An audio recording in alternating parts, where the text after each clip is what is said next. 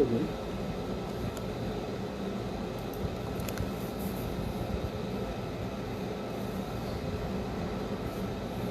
السلام علیکم ورحمۃ اللہ وبرکاتہ. الحمدللہ رب العالمین والصلاة والسلام علی اشرف الانبیاء والمرسلین نبینا محمد وعلی آلہ وصحبہ اجمعین ومن تبعہم بإحسان الی یوم الدین. آج کی اس درس میں انشاءاللہ فطری سنتوں سے متعلق گفتگو ہوگی، اور ان فطری سنتوں کا تذکرہ نبی کریم صلی اللہ علیہ وسلم نے مختلف احادیث کے اندر کیا ہے. چنانچہ فطرت کسے کہتے ہیں؟ فطرت لغت کے اندر کہتے ہیں خلقت، انسان کی پیدائش کو فطرت بولتے ہیں، اور اصطلاح میں بولتے ہیں کہ مستقیم طبیعت، سیدھی طبیعت کے مالک کو فطرتی انسان بولتے ہیں. تو فطرت وہ ہے کہ جو سیدھی طبیعت ہو اور جس کے اندر دنیا والوں نے کسی طرح کی تبدیلی نہیں کی، تو اس طبیعت کو فطرت بولتے ہیں. شریعت کے اندر نبی کریم صلی اللہ علیہ وسلم نے احادیث کے اندر فرمایا الفطرۃ خمس، فطرت کی چیزیں 5 ہیں، اور پھر آپ صلی اللہ علیہ وسلم نے ان کا شمار کیا: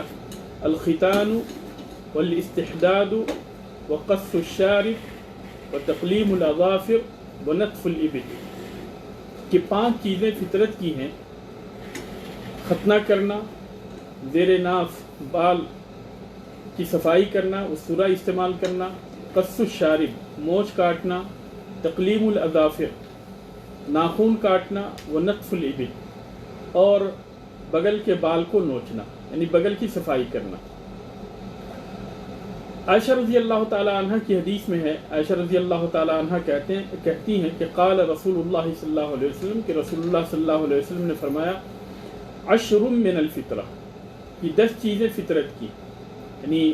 ابو ہریرہ رضی اللہ تعالی عنہ کی حدیث جو میں نے پہلے پڑھی، اس کے اندر نبی کریم صلی اللہ علیہ وسلم نے 5 چیزوں کے بارے میں بتایا کہ یہ 5 چیزیں فطرت کی. اور عائشہ رضی اللہ تعالی عنہ کی اس حدیث کے اندر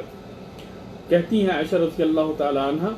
کہ 10 چیزیں جو ہے یہ فطرت کی: قص الشارب مونچھ کاٹنا، اعفاء اللحیہ اور داڑھی کو بڑھانا، السواک مسواک کرنا، واستنشاق الماء پانی کھینچنا ناک کے اندر، قص الاظفار ناخن کاٹنا، غسل البراجم یہ پور کو دھلنا،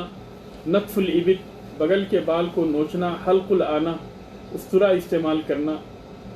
زیر ناف کے بال کی صفائی کے لیے، وانتقاص الماء اور پانی چھڑکنا. تو اس طریقے سے جو ہے یہ یعنی 9 چیزیں ہوئیں. اور راوی کہتے ہیں قال زکریا قال مصعب، کہ مصعب جو اس حدیث کے راوی ہیں وہ کہتے ہیں کہ وہ نسیت العاشرہ، کہ 10ویں چیز کیا ہے اس کو میں بھول گیا، الا ان تکون المضمضہ، مگر یہ ممکن ہے کہ وہ یعنی یہ ہو مضمضہ ہو، یعنی کلی کرنا جو ہے یہ یعنی فطرت کی چیزوں میں سے ہے، فطرت کی چیزوں میں سے ایک کلی کرنا بھی. تو اس حدیث کے اندر یعنی فطرت کی 10 چیزوں کے بارے میں بتائی گئی ہیں، اور ان میں سے ایک چیز جو ہے وہ ہے قص الشارب مونچھ کاٹنا. مونچھوں کو کاٹنا جو ہے یہ فطرت کی باتوں میں سے ہے. اور بڑے بڑے مونچھ رکھنا، اتنے بڑے مونچھ رکھنا کہ وہ پانی پیتے ہوئے جو ہے گلاس کے اندر جو ہے مونچھ چلے جائیں، مونچھ کے بال چلے جائیں، تو یہ ساری کی ساری چیزیں جو ہے درست نہیں ہے اور غیر فطری چیز ہے. بلکہ فطرت یہ ہے کہ انسان اپنے مونچھوں کو سنوارے اور مونچھ کو کاٹ کے رکھے. اور ابو ہریرہ رضی اللہ تعالی عنہ کی حدیث ہے جز الشوارب وارخ اللحى، کہ مونچھوں کو کاٹو یعنی جڑ سے کاٹو اور داڑھی کو چھوڑ کے رکھو. خالف المجوس، مجوس کی مخالفت کرو، یعنی جو بڑے بڑے مونچھ رکھتے ہیں ان کی مخالفت کرو، اور اس طریقے سے جو ہے مونچھ کاٹو اور داڑھی بڑھا کے رکھو. اس سلسلے میں یعنی مونچھ کاٹنے کے سلسلے میں جو نبی کریم صلی اللہ علیہ وسلم سے جو روایتیں ہیں وہ مختلف طریقے کی ہیں. بعض روایتوں کے اندر صرف مطلق جو ہے مونچھ کاٹنے کا تذکرہ ہے، اور بعض روایتوں کے اندر یعنی جڑ سے کاٹنے کا تذکرہ ہے، یعنی کاٹنے کے اندر مبالغہ کرنے کا تذکرہ ہے۔ چنانچہ اس حدیثیں جو پہلے کی دونوں حدیثیں جو بیان کی گئیں، ابو ہریرہ رضی اللہ تعالیٰ عنہ کی اور عائشہ رضی اللہ تعالیٰ عنہ کی، تو اس کے اندر قش الشارب کا لفظ ہے مونچھ کاٹنا۔ تو اسی طریقے سے زید بن ارقم رضی اللہ تعالیٰ عنہ کی حدیث ہے کہ نبی کریم صلی اللہ علیہ وسلم نے فرمایا من لم یأخذ من شاربہ فلیس منا، کہ جو انسان اپنے مونچھ کو نہ کاٹے وہ ہم میں سے نہیں۔ تو ان ساری حدیثوں کے اندر مونچھ کاٹنے کا تذکرہ ہے، لیکن اس کے اندر جو ہے یہ تحدید نہیں ہے کہ کتنا کاٹنا ہے۔ بعض روایتوں کے اندر جو ہے یعنی کاٹنے کے اندر مبالغہ کرنے کا بھی حکم ہے، اور جیسا کہ نبی کریم صلی اللہ علیہ وسلم نے فرمایا کہ احف الشوارب انحک الشوارب جز الشوارب، تو اس کا مطلب یہ ہوتا ہے کہ مونچھ کاٹنے کے اندر مبالغہ کرو، لیکن اس کا مطلب یہ نہیں ہے کہ بالکل اس کو اوپر استرا لگا لے، یہ درست نہیں ہے، بلکہ جتنی بھی حدیثیں ہیں ان ساری حدیثوں کے اندر کاٹنے کا تذکرہ آتا ہے۔ اس لیے انسان کو جو ہے سنت کی پیروی کرتے ہوئے اپنے مونچھ کاٹنے چاہیے، چاہے کاٹنے کے اندر مبالغہ کرے یا کم کاٹے، اور کم بھی کاٹے تو اس طریقے سے کاٹے کہ پانی پیتے ہوئے جو ہے پانی کے گلاس کے اندر جو ہے مونچھ وغیرہ نہ پڑے۔ اسی طریقے سے دوسری چیز جو ہے فطرت کی یعنی سنن فطرت میں سے دوسری چیز جو ہے، دوسری سنت جو ہے وہ ہے داڑھی کو بڑھانا، اور یہ حدیثیں جو روایت کی گئیں ان ساری روایتوں کے اندر نبی کریم صلی اللہ علیہ وسلم نے فطری باتوں میں سے اس کو بتایا کہ انسان اپنی داڑھی کو بڑھائے، اور نبی کریم صلی اللہ علیہ وسلم بھی اپنی داڑھی کو بڑھائے ہوئے تھے۔ سارے کے سارے صحابہ کرام کی سنت یہی تھی، وہ سارے کے سارے نبی کریم صلی اللہ علیہ وسلم کے طرز عمل کے اوپر عمل پیرا تھے، اور کسی سے بھی یہ ثابت نہیں ہے کہ وہ اپنے داڑھی کے بالوں کو کاٹتے تھے سوائے عبداللہ بن عمر رضی اللہ تعالیٰ عنہما کے، اور وہ بھی جب وہ عمرے یا حج پہ جاتے تھے تو وہ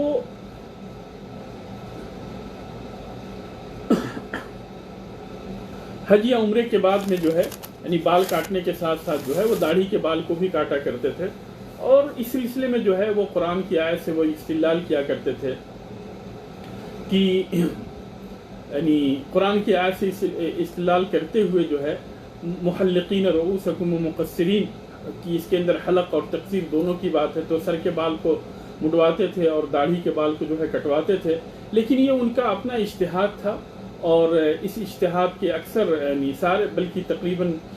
جمہور علماء کرام نے یا یہ کہیں کہ سارے علماء کرام نے سوائے چند کے جو ہے ان کی مخالفت کی ہے، اور یہ ہے کہ وہ ان کا اجتہاد تھا، اور وہ ان کا اجتہاد جو ہے یہ نبی کریم صلی اللہ علیہ وسلم کی سنت کے خلاف ہے، جیسا کہ اکثر صحابہ کرام نے جس کے اوپر عمل کیا، سارے صحابہ کرام نے جس کے اوپر عمل کیا اس عمل کے خلاف۔ تیسری سنت جو ہے فطرت یعنی سنن فطرت میں سے تیسری سنت جو ہے وہ ہے مسواک کرنا۔ مسواک کرنا، مسواک کے اندر کیا ہے، کسی بھی یعنی ہر وہ چیز جس سے کہ دانت کی صفائی ہو سکے، جیسے اس لکڑی کو استعمال کرنا جو کہ دانت کی صفائی کے لیے، جس سے دانت کی صفائی ہو اور جس سے جو ہے منہ کی بدبو جو ہے چلی جائے، تو اس طرح کی مسواک کو استعمال کرنا یہ نبی کریم صلی اللہ علیہ وسلم کی سنت ہے، اور یہ فطری چیزوں میں سے ہے۔ اور اس سلسلے میں نبی کریم صلی اللہ علیہ وسلم کی مختلف احادیث ہیں۔ آپ صلی اللہ علیہ وسلم نے ابو ہریرہ رضی اللہ تعالیٰ عنہ کی ایک حدیث کے اندر فرمایا کہ لولا نشق علی امتی لامرتهم بالسواک مع کل صلاۃ، کہ اگر مجھے اس بات کا اندیشہ نہیں ہوتا کہ میں اپنی امت کے لوگوں کو مشقت کے اندر مبتلا کر دوں تو میں ہر وقت ہر نماز کے ساتھ انہیں مسواک کرنے کا حکم دیتا، اور بعض روایتوں کے اندر ہے وہ مع کل وضو، کہ ہر وضو کے ساتھ جو ہے میں انہیں مسواک کرنے کا حکم دیتا۔ اسی طریقے سے عائشہ رضی اللہ تعالی عنہ کی حدیث کے اندر نبی کریم صلی اللہ علیہ وسلم نے فرمایا السواک مطہرۃ للفم مرضات للرب، کہ مسواک کرنا جو ہے اس کے اندر منہ کی صفائی ہے اور اللہ تبارک تعالیٰ کے لیے رضامندی ہے، اللہ تبارک تعالیٰ کی رضامندی۔ تو یعنی انسان کو جو ہے مسواک کی پابندی کرنی چاہیے، یہاں تک کہ آخری وقت جب نبی کریم صلی اللہ علیہ وسلم کی وفات ہوئی تو اس وقت بھی آپ صلی اللہ علیہ وسلم نے مسواک کیا، اور مسواک کرنے کے بعد میں جو ہے نبی کریم صلی اللہ علیہ وسلم کی وفات ہوئی، اور اسی پہ عائشہ رضی اللہ تعالی عنہ فخر کیا کرتی تھیں اور کہتی تھیں کہ سب سے آخری چیز جو نبی کریم صلی اللہ علیہ وسلم کے پیٹ کے اندر داخل ہوئی وہ میرا لعاب تھا، میرا تھوک تھا۔ اس لیے کہ جب نبی کریم صلی اللہ علیہ وسلم جو ہے آخری حالت کے اندر تھے، اور عائشہ رضی اللہ تعالیٰ عنہ کے بھائی عبد الرحمن ابن ابی بکر رضی اللہ تعالیٰ عنہم جب یہ داخل ہوئے تو نبی کریم صلی اللہ علیہ وسلم نے ٹکٹکی لگا کر ان کی طرف دیکھنا شروع کر دیا. تو عائشہ رضی اللہ تعالیٰ عنہ کہتی ہیں کہ مجھے اندازہ ہو گیا کہ نبی کریم صلی اللہ علیہ وسلم کو مسواک چاہیے، اور میں نے آپ صلی اللہ علیہ وسلم سے پوچھا کہ کیا آپ مسواک کرنا چاہتے ہیں، مسواک چاہیے آپ کو؟ تو انہوں نے کہا کہ ہاں. تو میں نے وہ مسواک جو عبد الرحمن رضی اللہ تعالیٰ عنہ کر رہے تھے اس کو لیا، اور لینے کے بعد میں جو ہے میں اس کو اپنے دانت سے چبائی، اس کے اندر خوشبو لگائی، اور پھر میں نے نبی کریم صلی اللہ علیہ وسلم کو دیا. پھر اس کے بعد میں نبی کریم صلی اللہ علیہ وسلم نے مسواک کیا. تو اسی پہ جو ہے عائشہ رضی اللہ تعالیٰ عنہ فخر کیا کرتی تھی کہ سب سے آخری چیز جو نبی کریم صلی اللہ علیہ وسلم کے پیٹ کے اندر داخل ہوئی وہ میرا لعاب تھا، میرا تھوک تھا. اور عائشہ رضی اللہ تعالیٰ عنہ کی جو حدیث پہلے گزر چکی کہ انہوں نے بتایا کہ 10 چیزیں فطرتی ہیں، اور ان میں سے ایک چیز مسواک کا بھی انہوں نے تذکرہ کیا. اسی طریقے سے جو ہے فطرتی چیزوں میں سے جو چیزیں ہیں ان میں سے ایک چیز یہ بھی ہے کہ انسان جو ہے اپنے انگلیوں کے جو پور ہیں ان کی صحیح طریقے سے صفائی کرے، اور اس کو نبی کریم صلی اللہ علیہ وسلم نے کہا کہ وغسل البراجم. اسی طریقے سے فطری سنتوں میں سے جو ہے ایک سنت یہ ہے کہ انسان جو ہے اپنے بغل کی بال کی صفائی کرے، اور حدیث کے اندر آتا ہے نتف الابل، بغل کے بال کو اکھاڑنا. اور اس کے یعنی فوائد یہ بتائے گئے ہیں کہ اگر بغل کے بال اکھاڑے جائیں تو پھر اسی صورت میں بدبو جو ہے، بغل کی بدبو جو ہے کم ہو جاتی ہے، خاص طور سے ان لوگوں کے اندر جن کے بغل کے اندر زیادہ بدبو ہوتی. تو اس طریقے سے جو ہے نبی کریم صلی اللہ علیہ وسلم نے اس حدیث کے اندر اس چیز کو بیان کیا کہ نتف الابل، بغل کے بال کو اکھاڑنا، یہ فطری سنتوں میں سے. المہم جو ہے کسی بھی طریقے سے کم یہ ہے کہ بغل کے بال کی صفائی ہونی چاہیے، چاہے بالوں کو اکھاڑ کر، یا یہ ہے کہ دوسرے اسطرہ وغیرہ کے ذریعے سے اور دوسری چیزیں استعمال کر کے جو ہے بغل کے بال کی صفائی ہونی چاہیے. اور ان ساری چیزوں کا تذکرہ بھی ابو ہریرہ رضی اللہ تعالیٰ عنہ کی حدیث کے اندر ہے، اور اسی طریقے سے عائشہ رضی اللہ تعالیٰ عنہ کی حدیث کے اندر بھی ان چیزوں کا تذکرہ ہے. اسی طریقے سے جو ہے استحداد کے بارے میں، یعنی بغل کے بال کے بارے میں نوچنے کے بارے میں جو حدیثیں ہیں، ابو ہریرہ رضی اللہ تعالیٰ عنہ کی حدیث ہے اور عائشہ رضی اللہ تعالیٰ عنہ کی حدیث ہے، جس کے اندر نبی کریم صلی اللہ علیہ وسلم نے استحداد کا تذکرہ کیا ہے کہ انسان جو ہے زیر ناف کے بال کی صفائی کرے. اور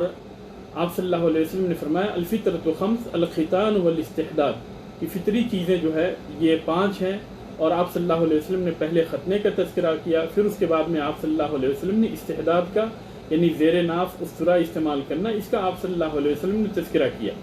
اسی طریقے سے عائشہ رضی اللہ تعالیٰ عنہ کی حدیث کے اندر بھی اس چیز کا تذکرہ ہے کہ نبی کریم صلی اللہ علیہ وسلم نے حلق العانہ کہا کہ زیر ناف کے بال کو تراشنا. تو یہ ساری کی ساری حدیثیں اس بات کی دلیل ہیں کہ انسان جو ہے اپنی جسم کی صحیح طریقے سے صفائی کرے، اور اسلام جو ہے یہ دین جو ہے دین نظافت ہے، صفائی ستھرائی کا دین ہے. اسی لیے یعنی اسلام کے اندر خصوصی طور پہ ان ساری چیزوں کے اوپر زور دیا گیا ہے، اور اس چیز کا بھی ہمیں حکم دیا گیا ہے کہ ہم 40 دن سے زیادہ تک ان چیزوں کو نہ چھوڑیں، ان بالوں کو نہ چھوڑیں، بلکہ آخری حد جو ہے وہ 40 دن ہے. 40 دن سے پہلے ہم اپنے ان بالوں کی صفائی کر لیں. زیر ناف کے بال ہیں یا بغل کے بال ہیں، ان کی صفائی جو ہے ہم 40 دن کے اندر کر لیا کریں. انس بن مالک رضی اللہ تعالی عنہ کی حدیث ہے، وہ کہتے ہیں وقت لنا فی قص الشارب وتقلیم الاظفار ونتف الابط وحلق العانہ اللہ تترک اکثر من 40، کہ ہمارے لیے یہ وقت مقرر کیا گیا کہ مونچھ کاٹنے کے لیے جو وقت مقرر کیا گیا، مونچھ کاٹنے کے لیے، ناخن کاٹنے کے لیے، بغل کے بال اکھاڑنے کے لیے اور زیر ناف کی صفائی کرنے کے لیے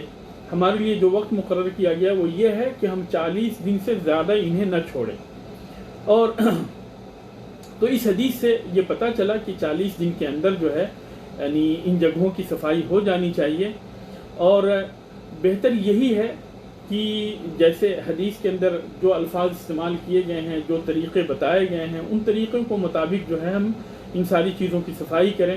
لیکن اگر یعنی کوئی دوسرا راستہ بھی اختیار کرتے ہیں جس سے ان چیزوں کی صفائی ہو جائے، تب بھی کوئی حرج کی بات نہیں۔ لیکن یہ ہے کہ نبی کریم صلی اللہ علیہ وسلم نے یعنی جن چیزوں کی نشاندہی کی حدیث کے اندر، اگر وہ چیزیں استعمال کرتے ہیں تو یہ زیادہ بہتر ہے۔ یہاں تک کہ جو ہے اگر انسان جو ہے باہر سے سفر کر کے آتا ہے تو یہ بھی اجازت نہیں کہ اچانک جو ہے اپنے گھر کے اندر بغیر خبر دیے، پہلے سے خبر دیے ہوئے اچانک جو ہے گھر کے اندر داخل ہو جائے۔ اس چیز سے بھی منع کیا گیا ہے۔ کیوں؟ تاکہ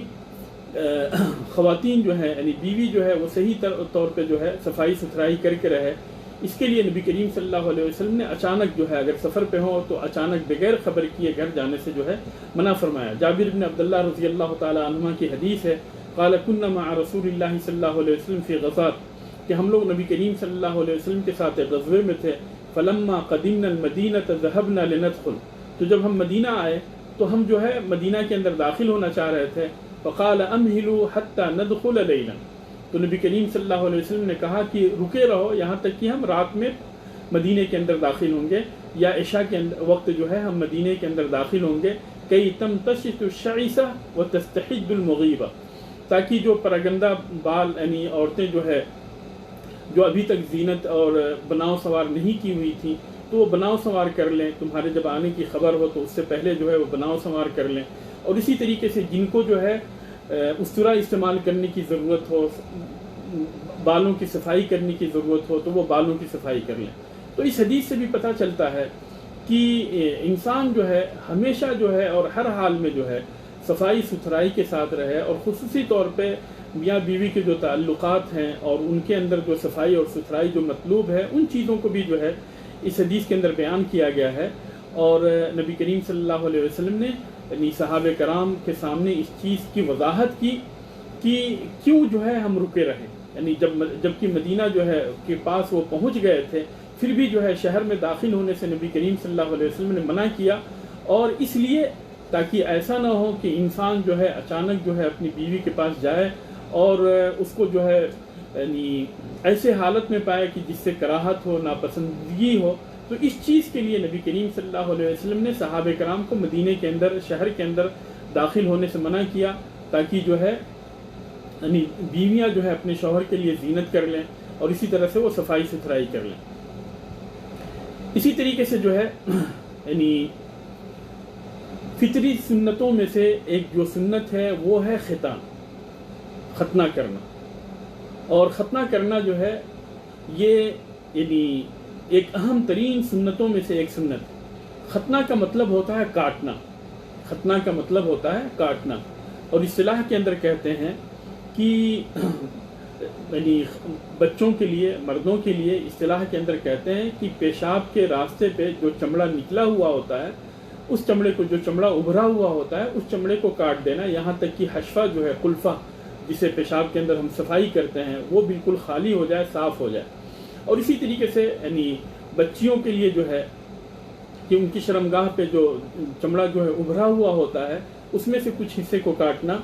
تو شریعت نے جو ہے دونوں چیزوں کی اجازت دی ہے۔ البتہ یہ ہے کہ مردوں کے سلسلے میں یہ واجب ہے کہ ختنہ کرنا، لڑکوں کا ختنہ کرنا واجب ہے، اور بچیوں کا ختنہ کرنا یہ شریعت کے مستحبات میں سے ہے، اس لیے کہ اس کے ذریعے سے یعنی جسم کے اندر جو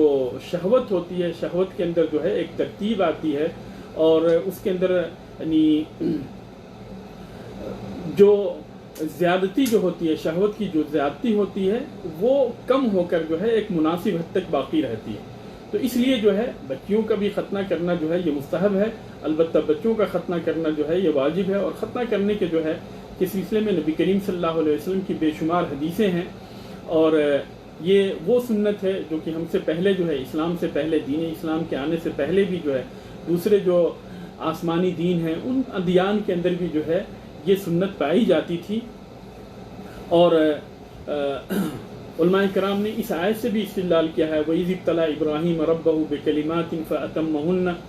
کہ جب اللہ تبارک و تعالیٰ نے ابراہیم علیہ السلام کو اپنے کلمات کے ذریعے سے آزمایا تو انہوں نے ان ساری چیزوں کو پوری کی۔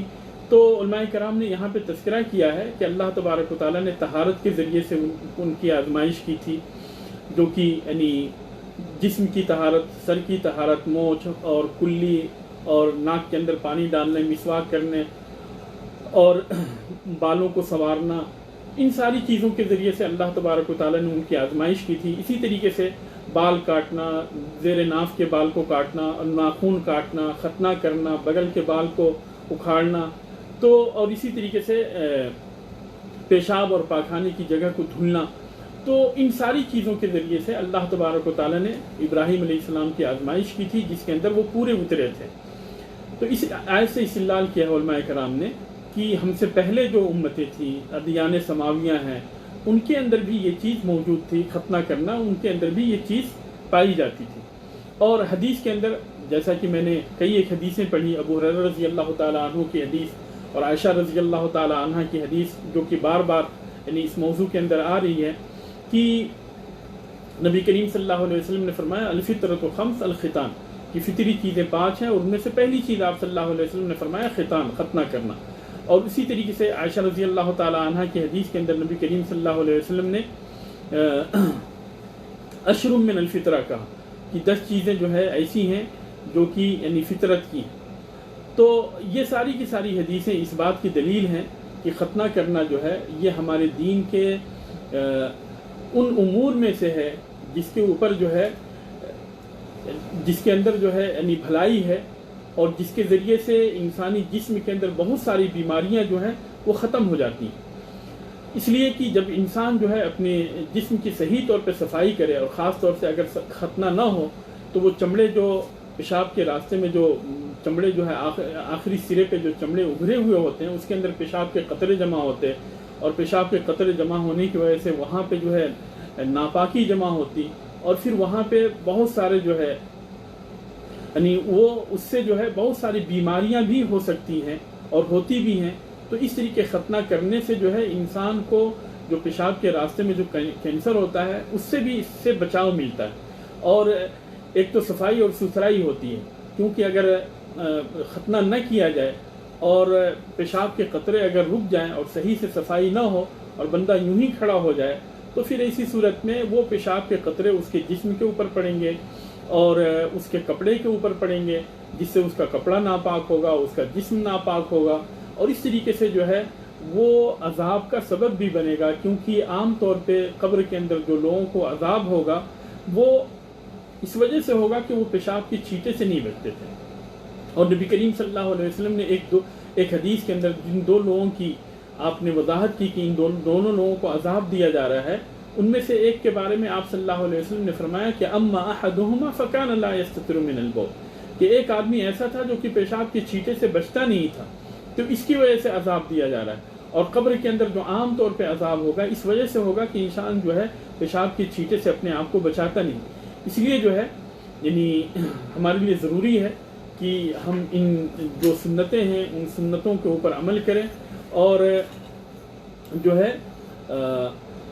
بچوں کا جو ہے ختنے کرنے کا اہتمام کریں۔ اور الحمدللہ یہ چیز جو ہے ہم مسلمانوں کے اندر بہت اچھی طریقے سے پائی جاتی ہے کہ ہم سارے بچوں کو ختنہ کرتے ہیں۔ اور ابو ہریرہ رضی اللہ تعالیٰ عنہ کی ایک حدیث ہے کہ رسول اللہ صلی اللہ علیہ وسلم نے فرمایا اختتن ابراہیم النبی صلی اللہ علیہ وسلم وهو ابن 80 سنہ، کہ ابراہیم علیہ السلام نے 80 سال کی عمر کے اندر ختنہ کیا تھا۔ اور یہاں پہ بھی الحمدللہ بہت سارے لوگ جنہیں اللہ تبارک و تعالیٰ ہدایت نصیب کرتا ہے، جو کہ اس سے پہلے جو ہے یعنی ہدایت یافتہ نہیں تھے، لیکن یہاں آنے کے بعد جب وہ اسلام کو دیکھتے ہیں، پڑھتے ہیں، سمجھتے ہیں، اور اسلام کو سمجھنے کا انہیں موقع ملتا ہے، اسٹڈی کرتے ہیں، اور پھر اس کے بعد میں جب ان کا میلان اسلام کی طرف ہوتا ہے تو ان کی عمر چاہے جتنی بھی ہو، 20، 25، 30، 40، 50، 60 کی عمر میں بھی وہ جاتے ہیں اور جا کر ختنہ کراتے ہیں۔ تو یہ جو ہے یعنی اگر کسی کا ختنہ نہیں ہوا ہے تو پھر ایسی صورت میں اس کے لیے کوئی عمر کی حد نہیں ہے، بلکہ عمر کی جس حد میں بھی ہو یعنی ختنہ کرنا جو ہے اس کے لیے بہتر ہے، اور یہ جو ہے فطری سنتوں میں سے ایک سنت ہے۔ اسی طریقے سے جو ہے جس طریقے سے یعنی میں نے بتایا کہ حدیثیں جتنی بھی ہیں وہ ساری کی ساری حدیثیں جو ہے عام ہیں، اور یہ بچے اور بچیوں سارے سبوں کو شامل ہے۔ البتہ جو ہے بچوں کے سلسلے میں حکم بھی ہے، اس لیے جو ہے بچوں کا ختنہ کرنا جو ہے واجب ہے، اور بچیوں کا ختنہ کرنا جو ہے یہ شرف کی بات ہے۔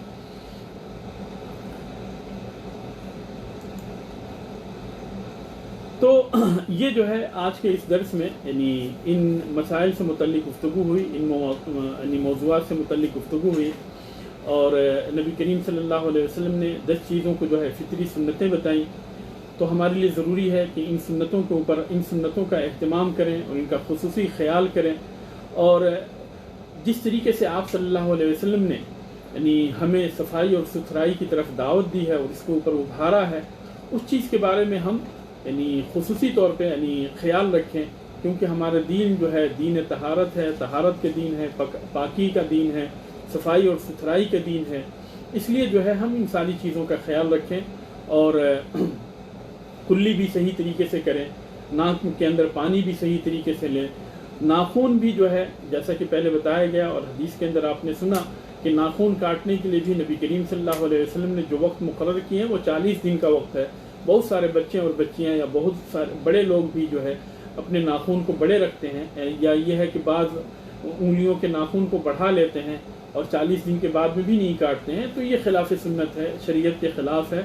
لہذا جو ہے اس سے بچنا چاہیے، اور 40 دن کے اندر ہی ناخن کو کاٹنا جو ہے ضروری ہے، جس طریقے سے مونچھ کو کاٹنا اور اسی طریقے سے جو ہے ناخن کو کاٹنا، زیر ناف کے بال کی صفائی کرنا اور بغل کے بال کی صفائی کرنا، یہ ساری کی ساری چیزیں جو ہے 40 دن کے اندر ہونی چاہیے، 40 دن سے زیادہ نہ ہو، کیونکہ اگر 40 دن سے زیادہ اگر ہوا تو پھر اسی صورت میں یہ نبی کریم صلی اللہ علیہ وسلم کی حدیث کے خلاف ہے، اور آپ صلی اللہ علیہ وسلم نے جو وقت متعین کیے ہیں اس وقت کی بھی یعنی خلاف ورزی ہے، لہذا اس سے بچنا جو ہے ہمارے لیے ضروری۔ تو آج کے اس درس میں جو ہے انہی مسائل کے اوپر اکتفا کرتے ہیں، اور اس سلسلے میں اگر کوئی سوال ہو تو آپ لوگ پوچھ سکتے ہیں۔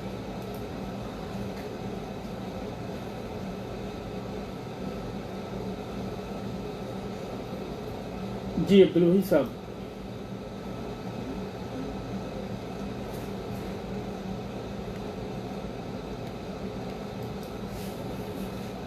جی عبدالوحی صاحب۔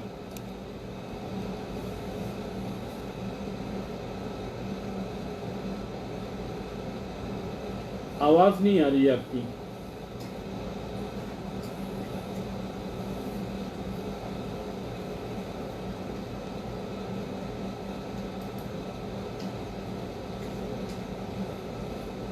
جی عبدالوحی صاحب۔ میرا سوال یہ ہے کہ جو جیسے کہ آپ نے بتایا کہ عبداللہ ابن عمر جو ہے وہ داڑھی کو کاٹتے تھے، تو اس کی کیا کوئی حد ہے؟ یعنی کہ داڑھی کاٹنے کی بھی کوئی حد ہے کہ کم سے کم کتنی ہونی چاہیے؟ اس کی کوئی حد نہیں ہے، اسی لیے جو ہے علماء کرام یہی کہتے ہیں کہ داڑھی چھوڑ دینی چاہیے، نہیں کاٹنی چاہیے، اس لیے کہ نبی کریم صلی اللہ علیہ وسلم سے کاٹنا ثابت نہیں ہے، اور آپ صلی اللہ علیہ وسلم کی جتنی بھی حدیثیں ہیں ساری حدیثوں کے اندر یہی ہے کہ داڑھی بڑھاؤ، اور ارخ اللحا، اعف اللحا، کی داڑھی بڑھاؤ، داڑھی کو جو ہے لمبا کرو، تو اس لیے جو ہے داڑھی نہیں کاٹنی چاہیے۔ اور عبداللہ بن عمر رضی اللہ تعالیٰ عنہ نے جو اجتہاد کیا اور اجتہاد کر کے جو ہے انہوں نے اپنے داڑھی کے بال کو کاٹے، تو دوسرے علماء کرام نے جو ہے ان کی مخالفت کیا اور یہ کہا ہے کہ یہ ان کا اپنا اجتہاد تھا اور وہ اپنی اجتہاد کے اندر درست نہیں تھے، تو اس کی کوئی جو ہے حد بندی نہیں ہے، بلکہ حد یہی ہے کہ داڑھی کو چھوڑ دیا جائے۔ جی کوئی اور سوال ہے؟ جی عبدالکریم صاحب۔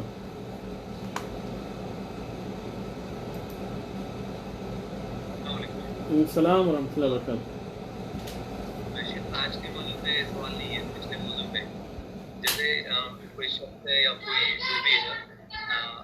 اسلام کے ارکان ہو یا ایمان کے ارکان ہو، ان کا انکاری کفر کی طرف لے کے جاتا ہے۔ جی جیسے آپ نے پچھلے درس میں بتایا، جس سے اللہ کی کچھ باتیں ہیں جیسے عرش ہے، قلم ہے، تو ان کا بھی انکاری کیا کفر کی طرف جاتا ہے یا صرف گنہگار ہوتا ہے؟ یہ جو ہے جو مسائل ثابت ہیں جن کا یعنی قطعاً ثبوت ہے، قطعی ثبوت ہے جن کا جیسے عرش ہے، کرسی ہے، جو کہ جس کے ثبوت کے بارے میں ذرہ برابر بھی شک و شبہ کی گنجائش نہیں، کیونکہ قرآن کے اندر بھی اللہ تبارک و تعالیٰ نے ان کا تذکرہ کیا ہے، یعنی قرآن کے اندر بھی کرسی کا تذکرہ آیا ہے، اور عرش کا تذکرہ جو ہے قرآن کے اندر آیا ہے. تو وہ چیزیں جو کہ قطعی الثبوت ہیں، جن کا ثابت ہونا قطعی ہے، تو اس کا انکار کرنا دراصل یہ قرآن کا انکار ہے. یعنی اگر کوئی جو ہے عرش کا انکار کرتا ہے تو قرآن کا انکار کرتا ہے، کوئی کرسی کا انکار کرتا ہے تو قرآن کا انکار کرتا ہے، کیونکہ یہ ساری کی ساری چیزیں جو ہے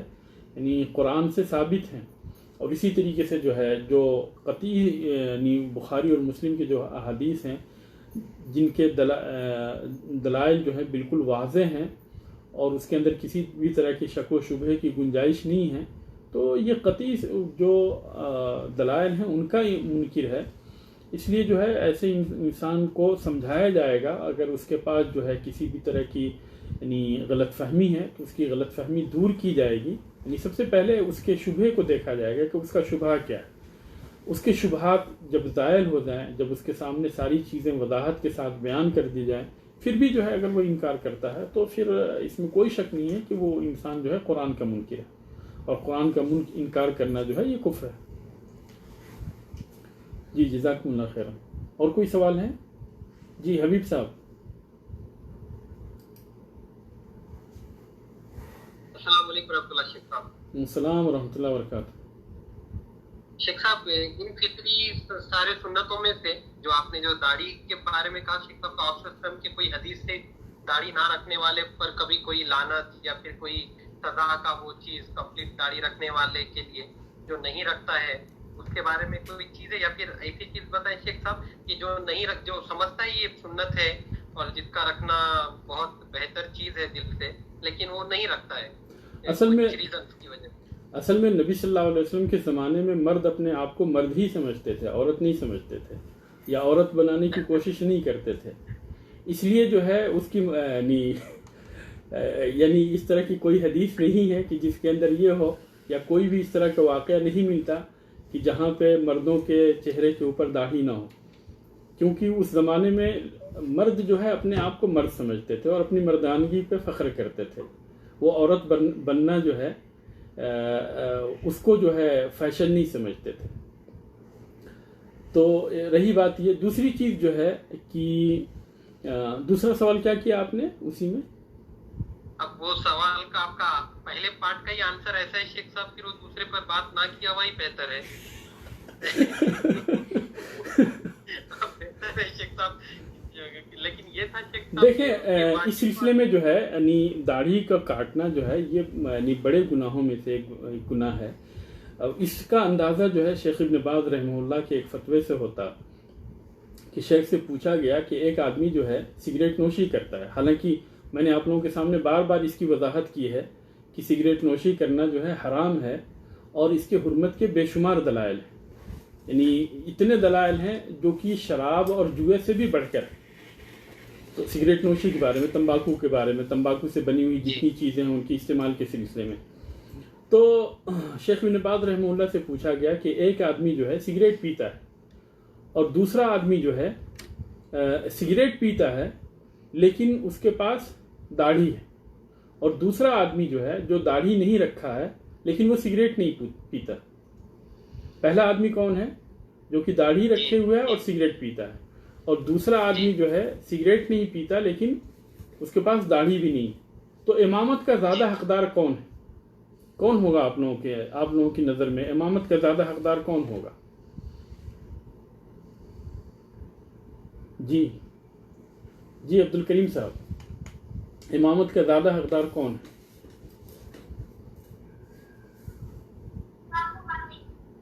جی شیخ،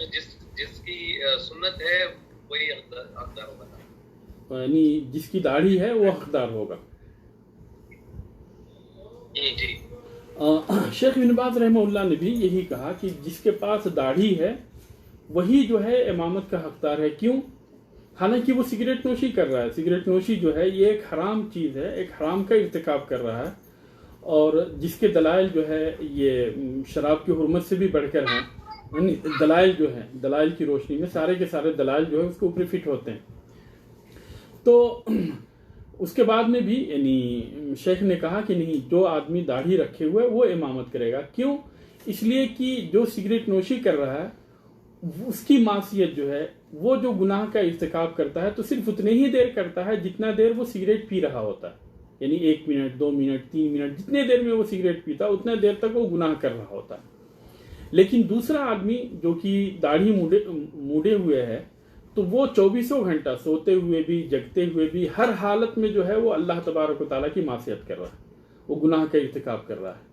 اس لیے جو ہے وہ امامت کا حقدار وہ انسان ہوگا جو کہ داڑھی رکھے ہوئے ہے اور اگرچہ وہ سگریٹ پیتا ہے. تو اس سے جو ہے یعنی اہمیت، داڑھی کی اہمیت کا اندازہ ہوتا ہے کہ داڑھی کی کتنی اہمیت ہے. اس لیے جو ہے یعنی ہر آدمی کو جو کہ سنت کی پابندی کرنا چاہتا ہے، نبی کریم صلی اللہ علیہ وسلم کی طرح سے اپنے آپ کو بنانا چاہتا ہے، اس کے لیے ضروری ہے کہ وہ اپنے چہرے کے اوپر داڑھی کے بال کو رکھے. اور تعجب کی بات ہے، آپ ذرا غور کریں کہ ہم مسلمان جو ہیں کتنے نکمے ہیں کہ یعنی داڑھی رکھنے کو پتہ نہیں جرم سمجھتے ہیں یا کیا سمجھتے ہیں. یہیں پہ جبکہ ہم جس ماحول کے اندر ہم رہتے ہیں، جس سماج کے اندر رہتے ہیں، ہمارے دوسرے بھائی بھی ہیں، سکھ ہیں. سکھوں کو دیکھیں جو ہم سے تعداد میں بہت ہی زیادہ کم ہیں، تھوڑے سے ہیں، لیکن انہوں نے اپنی پہچان کو بنا کے رکھی ہے اور وہ فخر کرتے ہیں. پورے فخر کے ساتھ جو ہے دنیا کے اندر کسی بھی ملک میں رہیں، وہ یعنی اپنی داڑھی کے اوپر جو ان کے اپنے یعنی پہچان، جو ان کی اپنی پہچان ہے، شناخت ہے، کبھی بھی اس کو ختم نہیں کرتے. لیکن ہم جو ہے یا اپنی نبی کی شناخت کو، اپنی نبی کی سنت کو جو ہے ہم زائل کر دیتے ہیں اور ہم جو ہے اس کے اوپر فخر کرتے ہیں. پھر بھی ہم یہ چاہتے ہیں کہ ہم جو ہے ہر جگہ جو ہے کامیاب رہیں اور ہم ہر جگہ جو ہے بلند رہیں اور ہمارے اوپر کسی بھی طرح کی ظلم و زیادتی نہ ہو. ایسا کیسے ہو سکتا ہے اگر ہم اپنے نبی کی سنت کے اوپر عمل نہ کریں اور اس کو اپنی زندگی کے اندر نافذ نہ کریں؟ تو پھر اسی صورت میں کیسے ہمیں کامیابی مل سکتی؟ تو اسی کے اوپر اکتفا کرتے ہیں. اللہ تبارک تعالیٰ سے دعا ہے کہ اللہ تبارک تعالیٰ ہمیں صحیح طور پہ دین کو سمجھنے اور اس کے مطابق عمل کرنے کی توفیق عطا فرمائے. آمین. وآخر دعوانا الحمد للہ رب العالمین. والسلام علیکم ورحمۃ اللہ وبرکاتہ.